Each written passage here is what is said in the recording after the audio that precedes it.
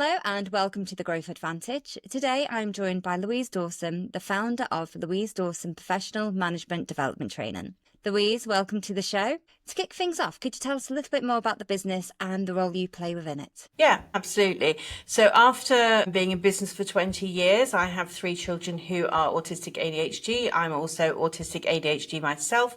So I retrained at 35 to be a teacher in secondary and a Senko head of inclusion. After 20 years in education and supporting children from that side of the fence, I recognised a need in the UAE and the Middle East for teacher training, leadership training, all around how to make our schools more inclusive for young people. So my company is founded by myself, started 4 years ago, and we work directly training and supporting skills development with children. We also help parents to understand what special needs is, what neurodiversity is, and how we can help them on their journey of working as a parent and working with school. The bulk of the business is around teacher training and leadership training in schools to make the school ecosystem more inclusive.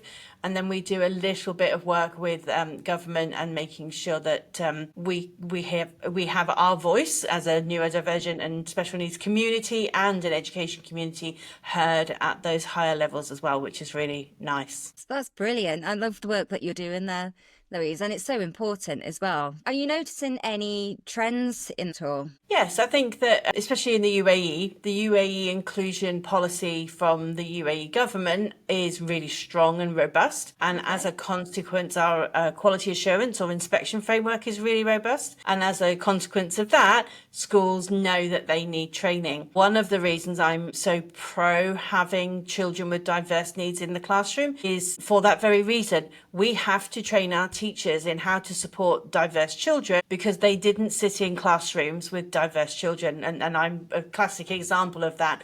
We didn't have that diversity when I was a child. And so therefore, nobody recognised my needs for a start. Nobody recognised my children's needs at the beginning. It was all put down to behaviour or poor parenting. And so that whole training shift and understanding is a massive, massive shift. So the trends are an increase in awareness. There is an increase in desire to support our children. There is an increase of much higher needs children in our mainstream classrooms. On the converse, there is a trend of not enough support, not enough training, not enough therapy, not enough identification processes. So it's a bit of a seesaw, but the trends are all positive, even if they are really frustrating sometimes. Absolutely. And it can be. And you mentioned there, back when we were at school, it definitely was not recognised at all. And I think that we were misserved. I think it is really important. That's something that's being relearned now in the classroom to help our younger generation, because it is so important. It's hard to get that support, like you said. I know people that have gone on years and years waiting over here for a CAMHS appointment. So yeah. Absolutely. I think it's really important to recognise that it isn't on the growth. It isn't a new thing. It isn't being over-identified. We've always been there, but we've not been served. I think served is the correct word. Myself, identified at 50, way too late. Totally, lost for many years and given wrong identifications as well. So I was medically diagnosed, things like bipolar, things like depression, when actually none of those things were accurate or true. They were all overwhelm. And I was born before the MMR and I'm autistic. So it just absolutely proves that, the whole vaccination myth is rubbish. Over-identification is not accurate, and it does us a disservice, and it stops recognising the challenges that people have. And if you look at the prison population, don't quote me on the statistics because I'm not up to date with latest statistics, but something like 70, 80 or even higher % of people who are in prison in the UK or the US are not able to read and write, which shows you that they can't read and write despite having the same teaching and learning that we had. So therefore, there must be something different about the way they think, about the way they learn. And that shows you the impact. If we don't get this right at the younger ages, that's the impact as an adult: inability to work, inability to progress, inability to self-fund, inability to, be successful in your own right. And it's a constant battle as well when you become an adult. I myself was diagnosed at 45. Okay. So it is, and it is hard. And I have a child as well. And so I understand that whole system. And absolutely, it is if you're not, and it's not a case of being stupid or being slow or being No behind. connection You just whatsoever. learn, absolutely, you learn differently. You just pick things up differently. And to try and fit everybody into that pigeonhole of teaching everybody the same is a disservice, like you say. It It's is, just, absolutely. yeah. So you've got the whole list of identifications, whether that is a neurodiversity like autism, ADHD, dyslexia, dysgraphia, whether there is an intellectual challenge, whether there is a syndrome like Down syndrome or Angelman syndrome. All of those lists down on, for me, the left-hand side. On the right-hand side, you've then got ability. You know, we have low ability children, we have high ability, and we have the whole range in between. There is no relationship between those two lists. You can be autistic and highly able. You can be autistic and struggle. You can be dyslexic and highly able, and dyslexic and really struggle. You can be Down syndrome and highly able and struggle. And it's when we need to pull apart those two lists and recognize that they have no relationship and correlation. It makes it harder for us to be on that list, but it doesn't mean we can't be successful. And I think people like yourself prove that point. Absolutely. Yeah, no, definitely. And when it comes to getting your message out there, Louise, how do you go about marketing yourselves? How do you go about driving the message forward? Yeah, I think before I became self-employed, I was in schools. I started training out here in about 2015 whilst I was employed, and I had a really good school that allowed me to be released for 1 day a month to go out and train other people, because they saw the value in helping the community, but they also saw the value that that brings to me in my own development. So anybody in that position should totally do it, because my growth and development stemmed from having to get up and be confident in what I was saying and how I was saying it. And then through those 10 years of working in a school but developing the community, the teacher side of things was definitely network. So LinkedIn, I used Instagram, YouTube, TikTok more recently. Not very good at it. I'm a bit old for it. But embracing it still, because we're never too old to learn. So I think that the social media for me, and we have WhatsApp groups here. We're very heavily reliant on WhatsApp.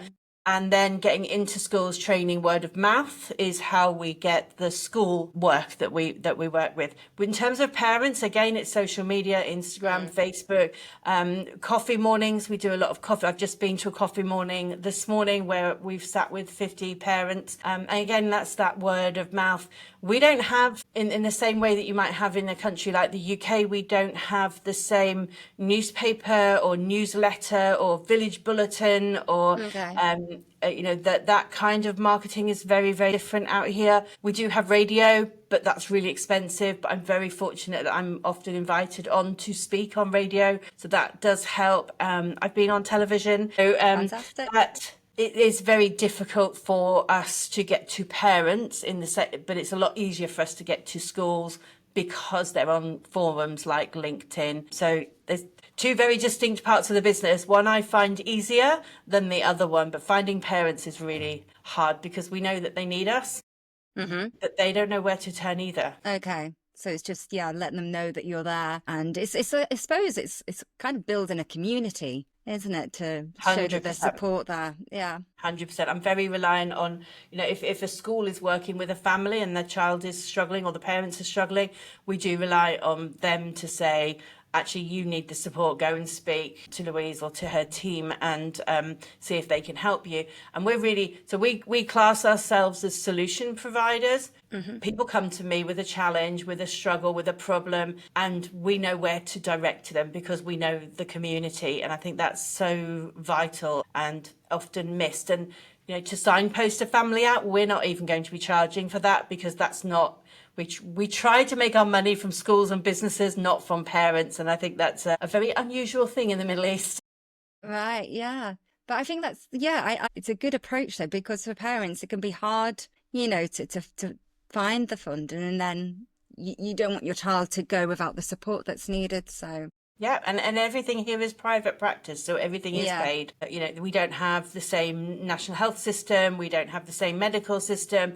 We have medical practitioners from all over the world, like we have educators from all over the world. And so everybody has this really mixed opinion, mixed experience, mixed education, mixed background, mixed feelings about things like neurodiversity. So, you know, even some psychologists who are practicing in mental health, they will have a very different opinion about neurodiversity and its fixability than somebody who's more neuro-affirming from a different background with a different perspective. So it can be quite traumatic and can be quite hard. And I do find that I tend to pick up a lot of families in crisis because they don't know where to turn now and they think their children are sick. And, you know, when we use words like diagnosis, it implies treatment, which implies cure. And that whole medical model around it, it just doesn't serve a purpose anymore. No. You can't, I'm 55, you're not going to fix me, you're not going to change me. What we have to do is, what am I good at? Develop those strengths and let somebody else handle the accounts, because that's not my strength. Yeah, that's it. Oh, definitely. And I was going to ask about the competitive landscape, but I don't know if competition is the right word, because I think the more support there is, the more firms there are like yours, Louise. It can only be a good thing. But what's it like? What does that look like? Are there many other businesses I think that you're right. operate the same? I don't think anyone should be, when we're thinking about children, families and education, I think the worst thing you can do is bring an element of competition, and that is one of the challenges we find with the private education system over here, is that competition. It serves nobody and helps nobody. So I don't see that I'm in competition with anybody. I do see that I don't like to align with people who are not neuro-affirming, who are still on that medical model. So I do find myself steering away from people. But then some families need that medical model in order to help them on their journey. Everyone's at a different stage. I like to think that I'm not in competition, and I'm really happy to refer out I don't think any one person or any one company can be all things to all people. No. And so it is about that ecosystem. It's about that community, and it's about making sure that each family gets what they need. And that's why we call ourselves solution providers, because we focus on what do you need at your stage of your journey with your child in your school, rather than how do we make money from that. But that's what makes me neurodiverse, thinking about things differently. Yeah, exactly. And could you talk us through a typical day? No.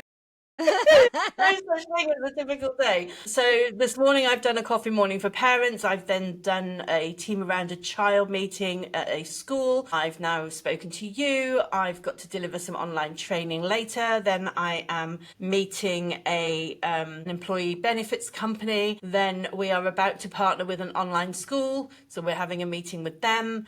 I think I've got 3 or 4 parents at the end of the day, which is when I tend to do my parents, because they're working and I'm with schools. Tomorrow's completely different. The next day I'm moving house. The next day I'm going to a funeral. Oh, wow. There is no normal day. No, definitely not. No, not at all.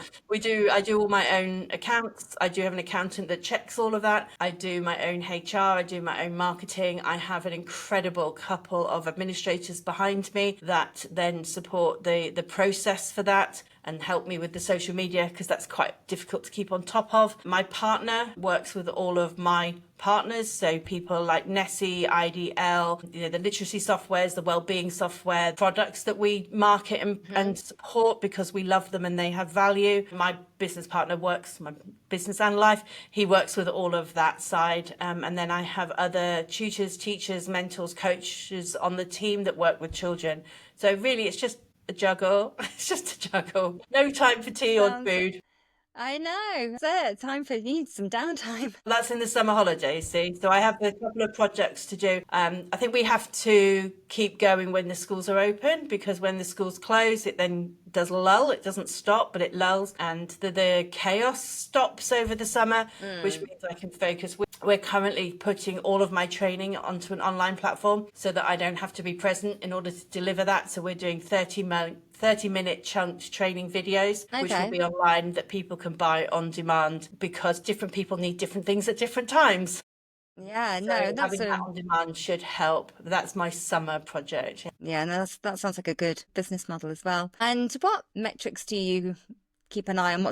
How do you mark your success? Whether I can sleep at night with a clear conscience. That's it. That's absolutely it. I think in terms of children, depending on what they're struggling with, so I've got one child I'm working with, success for him looks like being able to manage in school without emotional turbulence. Yeah. And have things to look forward to with secure social emotional. But I've got another child who is sitting GCSEs after being out of school for 5 years. We've worked with them. They're going through that now. So that's, for me, success. For Yeah. parents, understanding their children and being okay with everything and knowing how to support their needs and make progress. In terms of schools, more children being admitted to schools that are being successfully supported. That's a measure of success. Completing a project, being invited to do more work, returns to schools are really valuable to me. I do feel if I'm going back, then I must be doing okay. Yeah.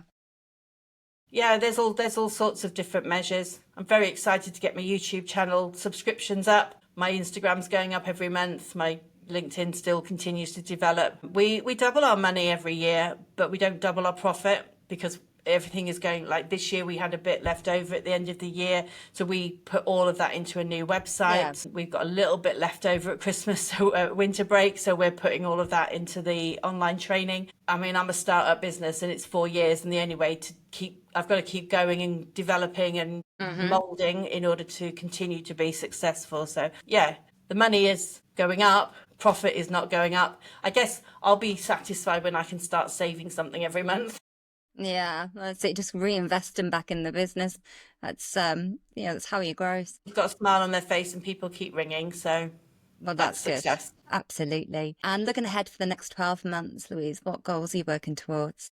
So getting the LMS, the learning management system up, the training online is a huge goal. That's this summer's goal. I'm working with a school. I've got a 12-month contract with a school for next year. So getting them through quality assurance and making sure that their students are well supported. They're already well supported, but making sure that they continue to have that growth. We also got a jobs portal coming. So helping to find learning support assistants and the TA is quite challenging out here. So that's another big thing. And the third thing is we're going to be opening a hybrid homeschooling / social environment for young people to learn. So it's all the academics will be done online in a home online schooling mechanism, but they can do that from the centre if they want to, so that they can have that social connection. So it's kind of like a hybrid. So it's not school, but it's not home. It's somewhere in the middle, with the learning being done online. So that should be signed off tonight, I hope. So that will be starting in September as well. So yeah. So it sounds, I think that's enough for 1 year. Exciting. Yeah, no, that sounds 5-year plan, sat on a beach.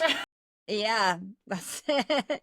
You'll need the break. And if you could wave a magic wand to make one thing easier in your business, what would that be? Time. Just need time. I don't know. I'm really satisfied with where we're at. I'm really satisfied with what we're doing. I'm really satisfied with where we're going. I'd like to streamline some of I know that some of the workflows and some of the processes could be a bit smoother. So, maybe introducing some form of AI, but that's not this year's plan. That's next year's plan. Yeah. Smoothing workflow, I think, is my, when a parent messages, making sure they get the response they want in a timely manner, in a kind, friendly manner. I mean, it all happens, but I do feel like sometimes I drop families, not intentionally, but if I've got a list of 20 families, that one at the bottom, they've got to keep messaging to bring it back to the top of the workflow, and that can be quite challenging. I mean, I'm currently working with about 300 schools, about 200 families.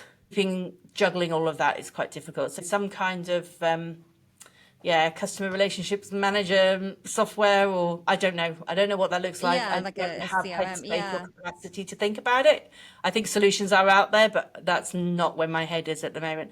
I need to kind of create that passive training income to give me space to think about the next step. Yeah, that's we're changing the company name in the summer as well, but I'm not going to release that yet. Okay. It needs to come away from my name. When we started the company, it needed to be my name because that's what people knew and that's what people expected. Now we've got more than just me on. People don't want to work for Louise Dawson. So they do. Lots of people want to work for me. Yeah. But they don't want to say, I work for Louise Dawson, because I don't think that sounds right. So we are changing to a proper business name come summer. Okay, wow. Watch this space. Keep your eyes peeled. Yeah. Subscribe here for more information. Be first to learn it. Absolutely. And what are the biggest frustrations you're dealing with right now? That there aren't enough places for the highest needs children that aren't medical model. So we don't have special schools out here. We have mainstream schools or we have medical centres. And there's a huge section of the population that fall in the middle of that. They're not quite able to access mainstream either because the curriculum's too difficult or the planning and support for the children is too expensive, or they can't access the medical model because they're higher than that need. So those kids in the middle and being able to find something that's right for them, placements is just a huge challenge. But that's not anything to do with me, that's more to do with the community. But yeah, there needs to be some work done there. So it's a frustration that other people's children aren't able to access success in the way that they should. That's my frustration. Yeah. So it's not for me and it's not for the business, it's for the rest of the community. Yeah, absolutely. And if there's one piece of practical advice you'd give to educators or school leaders who want to make their classroom more inclusive, what would that be? Involve the children because they often know what they need. And if they aren't able to verbalise what they need, they will show you through their behaviour. You know, the child that won't pick up the pen is not picking up. So for me, it's about being curious. So my word of the year is curious. Why is the child not picking up the pen? Because he can't write. Why can't he write? Is it dysgraphia, or is there a physical need, or is there an emotional need? If a child has picked up a pen through, year 1, year 2, year 3, and they're not picking up a pen in year 4, that's because they've been told too many times that their spelling isn't good or their handwriting isn't good. So that's a social and emotional need rather than physical. So be curious. Speak to the children, find out what they need, and if they aren't able to communicate that with you, look for it because it is definitely there. Absolutely, absolutely, totally, 100% behind that sentiment. And I think as well, I think it is really important, like you say there, Louise, that it's not just a case of a child doesn't want to pick up a pen, or it's not just a case they don't want to learn, or they don't want to do what the other children are doing. It's deeper than that. And it's a case of not just punishing them for not doing what they're being asked to do. Find out, have a conversation, go deeper. I think it is so, so important. Absolutely. 100%. And children are born people. It's not even children, even adults. We want to belong in the environment we're in. We want to feel safe to express our emotions and our feelings and our ideas and our excitement and our struggles. We want to please the people around us, whether that's our parents or our teachers or our community. We want to please. Humans are, we just want to please. So if a child's not doing something, be curious as to why they're not doing it rather than punitive doesn't work. In my 20 years of teaching, I have never given a detention because I have seen it given. I worked in a school once where I had some children. They'd been in detention every Friday for about 3 months. And I can't remember who said it, but there's a quote that says, if you do the same thing the same way and expect different results, then you're barking up the wrong tree. Yeah, it's insanity. Was it Einstein that said that? Yes, I think there is, yeah. So, exactly. So the punitive doesn't work. It hasn't worked for years. Death row doesn't work. None of it works. You can't threaten people to do better. You can only stop, look, listen, understand, provide solutions, and go from there. And when you do that, it works. And I know it works, done it thousands of times. And before we finish up, is there anything more you'd like to share with our listeners about your business, Louise? Get in touch if you've got a question about neurodiversity. Often our first consultation is free, like a fact-finding session. If you've got a question about a child or about your teaching style or about your policy or process, anything to do with that journey around identification, implementation of support, training for your staff, just get in touch. We're here to help. We will do so as affordably as possible. Perfect. Well, Louise, thank you so much for coming on the show today and giving us your insights. Me personally, it's a topic that, it's got real interest there. And it sounds like you're building an amazing business. So keep up the good work. Thank you very much for having me. Thank you for inviting me and keep the work going yourself. Thank you.